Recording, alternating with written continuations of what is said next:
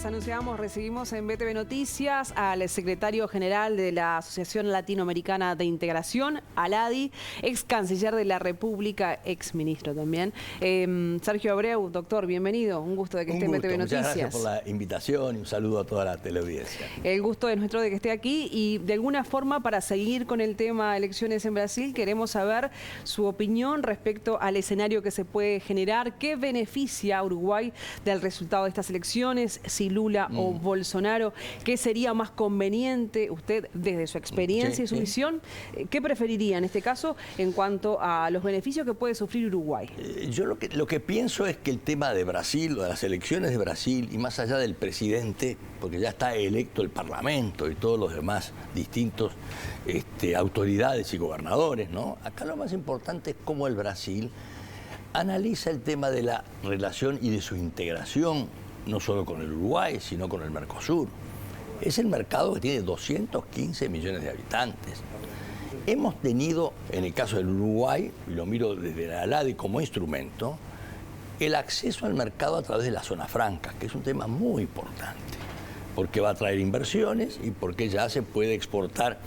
Lo mismo necesitamos con el tema de Argentina y Brasil, que necesitamos que se entiendan, porque sin el acuerdo Brasil y Argentina no hay ningún tipo de avance. Y si hay acuerdos a veces, es la variable de ajuste que de tanto que nos quieren, cada vez que nos abrazan, somos los más perjudicados. Nos ponen al borde del paro respiratorio. Entonces, pero digo, es un tema geopolítico. El principal socio comercial de Brasil es China, como es Uruguay, como también para Uruguay, como para Argentina ahora, como para Chile, Colombia.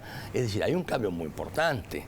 Y eso tiene que ser también geopolíticamente armado. El Mercosur no tiene acuerdos importantes con otros bloques, como tiene el resto de América, que tiene zonas de libre comercio con Europa y con Estados Unidos.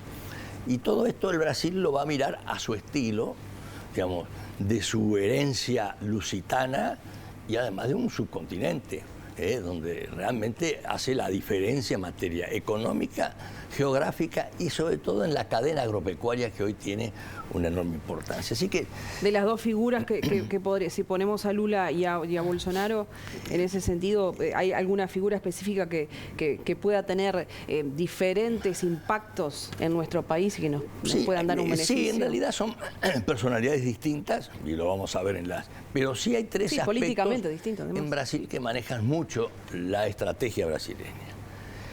La Federación de Industrias o la cadena agropecuaria, Itamaraty, la Cancillería, que tiene una autonomía muy importante, y las Fuerzas Armadas, que son la expresión geopolítica del nacionalismo o de la defensa del territorio brasileño. Ahí se juega muchos aspectos que son muy importantes. El último ministro, digamos, yo recuerdo ministro de Defensa del Brasil, de Lula, del presidente Lula, que quedó para la presidenta Dilma, fue el que fue ministro de Justicia de Fernando Henrique Cardoso. Es decir, hay una continuidad en esos temas de carácter geopolítico, hoy cambiando enormemente con la crisis y la guerra europea, porque el 40% de fertilizantes de Brasil vienen de Ucrania. Y además el tema, digamos, de la energía tiene aspectos muy fuertes sobre la inflación y la recesión. Es decir, no es una elección ideológica, es una elección estratégica, donde uno tiene que ver desde el punto de vista de los países más chicos o de la propia región, cómo el Brasil lidera a su forma y cómo también paga sus costos, porque para eso es un país suficientemente poderoso. A propósito, me mencionaba a Josep Borrell, el representante de la Unión Europea, tuvo una reunión en los pasados días. Le voy a preguntar básicamente cuáles fueron los temas sobre la mesa, qué se dice de la guerra entre Rusia y Ucrania, y si se habló de ese posible tratado de libre comercio que también tiene que ver el Mercosur en todo esto. Sí, lo conversamos de forma muy franca. Yo conozco a Borrell hace mucho tiempo, conozco incluso su equipo, la mención más importante es decirle, Europa tiene que ver que el Mercosur es su principal cifra de inversiones extranjeras. Es decir, Mercosur es el principal inversor en el Mercosur. Y yo le decía, pero ustedes tienen que ver que si hace 25 años que tenemos un tratado pendiente y el principal socio de Brasil Uruguay, Argentina como viene, salvo Paraguay con sus problemas de Taiwán, la China, entonces estratégicamente ustedes van a tener una visión, digamos, de competencia del nuevo eje mundial que se está planteando con China, que es el principal exportador de bienes del mundo y el tercero de exportación de servicios. Entonces la Unión Europea tampoco ve ese tema del Mercosur como prioridad porque tiene problemas, como ustedes saben, de una dependencia energética muy fuerte y como tiene además distintas expresiones. Pero la prioridad que yo le decía que hay que mantenerla con el Mercosur, porque zonas de libre comercio la tiene con el resto de América, pero tiene que cuidar eso porque si no, la línea de comercio y la estrategia geopolítica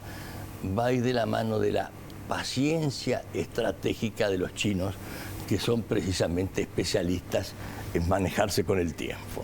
Y justamente el gobierno viene manejando y trabajando hace tiempo en un eventual tratado de libre comercio con China. También se habló de esta posibilidad de TLC con Turquía, ahora con Japón. El presidente ha mencionado la posibilidad también de ingresar al acuerdo transpacífico. ¿Considera que esas mismas razones son las que llevan a que todas esas negociaciones no terminen de concretarse? ¿Por qué no hay acuerdo cuando las negociaciones son amplias? Es muy buena la pregunta, porque en realidad yo le decía a Josep Borrell, Europa tiene instituciones supranacionales, son 27 países con Consejo Europeo, ya no es solo un Estado. El Mercosur es apenas la suma de 2 grandes estados y 2 estados chicos. Y el gran instrumento del diálogo entre Mercosur y Unión Europea y con otros es la diplomacia presidencial.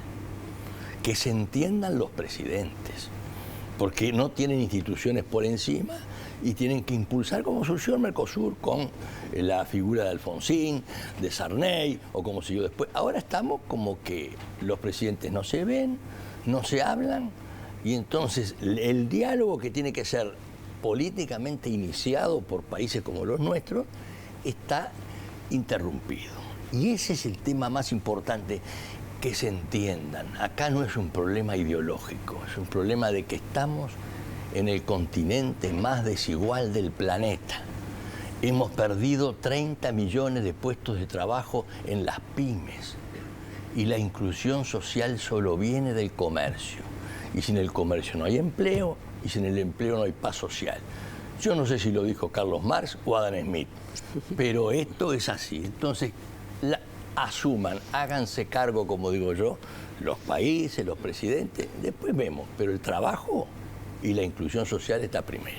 Tiene que ver esto con lo que me ha mencionado más de una oportunidad el presidente de la República, que dijo, es necesaria la apertura al mundo. Bueno, si es con el Mercosur, bienvenido. Si hay que cortarse solo e ir por otro camino, debe hacerse igual por fuera del bloque regional.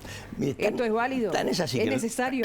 En los hechos es así, porque si el socio principal de Brasil es China, el socio de Uruguay también, y sin ningún tipo de acuerdo ni preferencia. Ni siquiera hay acuerdo, simplemente por el devenir del comercio internacional. El mundo cambió. Y Estados Unidos tiene un déficit de 400.000 millones de dólares comerciales con China.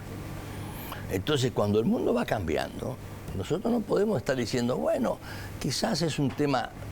No, será una solución u otra, pero un Mercosur, ¿cómo puedo decir? Hemipléjico como está planteado, no. Tiene que sincerarse y la diplomacia presidencial, con Lula, con Bolsonaro, con Fernández, con Macri, bueno, si no existe, tendremos propuestas, pero somos economías más pequeñas. Doctor, ya sobre el final lo tengo que decir, pero no puedo dejar de mencionar la última que ha estado sobre la mesa, que es el caso Astesiano, el ex custodio presidencial. ¿Afecta esto a la imagen internacional de Uruguay? Yo no sé, porque en realidad son temas, yo creo que los grandes temas hoy son precisamente estos, los del empleo y del trabajo, la seguridad, el crimen organizado, pero no más allá de los problemas que obviamente cada país los tiene, el terrorismo y del crimen organizado es terrible. Tenemos que estar viendo esos temas, porque es donde estamos creando una brecha social importantísima. Yo no me corresponde por la LADI porque no puedo hacer, pero también digo, vamos a ir donde realmente están los problemas. y los problemas es la seguridad y el trabajo de la gente. Ha estado frente a la Cancillería muchos años, así que tiene experiencia como para Tengo hacer cicatrices hasta en el pelo, así que... Doctor Sergio Vero, ha sido muy amable. Muchas ha sido un gusto gracias. tenerlo una vez más en BTV Noticias. Un gusto, como siempre, un gusto.